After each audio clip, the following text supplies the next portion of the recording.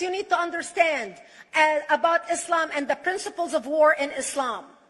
One is the law of taqiyya, which means lying and deception. It means that a Muslim man can lay his hand on the Quran and swear that he is telling the truth, knowing that he is lying, but also knowing that the Quran will forgive him because he is advancing the cause of Islam. The second thing you need to know about is that the Treaty of Al-Hudaybiyah, which is an Islamic principle of war and a model on how to deceive your enemy when you have to sign peace treaties with your enemy. And it is based on an example by Prophet Muhammad. Prophet Muhammad was attacking the Meccans and their caravans when he was living in Medina.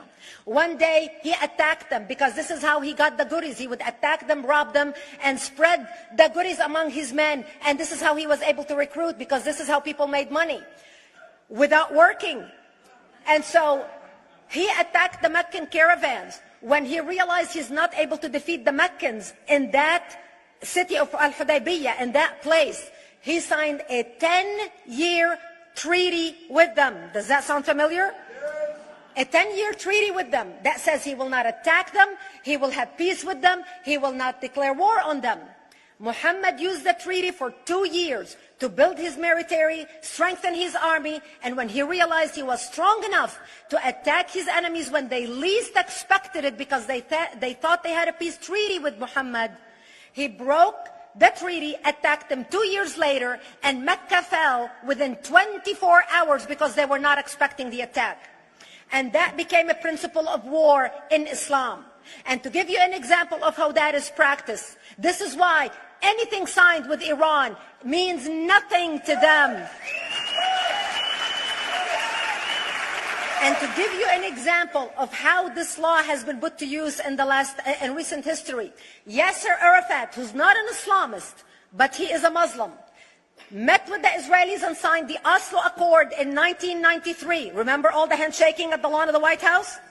The Oslo Accord, Yasser Arafat used the peace treaty, the Oslo Accord with Israel, to get Israel to bring him back and give him his territory, finance his military, train his police, and give his police the weapons. Yasser Arafat broke the Oslo Accord 8 years later, didn't even wait 10 years, and declared the second intifada in 2000, and all hell broke loose. He used the same treaty to win and deceive against his enemies and deceive his enemies.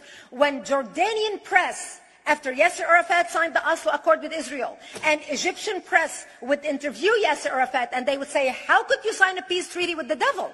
How could you sign a peace treaty with the Jews? Yasser Arafat will tell them, remember Hudaybiyah. That's all he would have to say. The whole Muslim world knew exactly what Yasser Arafat was talking about.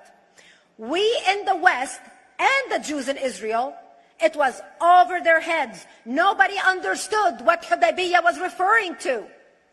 And this is the type of deception that we are dealing with. So when Iran signs a peace treaty with the United States for 10 years, they are using us as useful idiots, as gullible, ignorant people who are signing a peace treaty with the devil in order for Iran to continue her thing.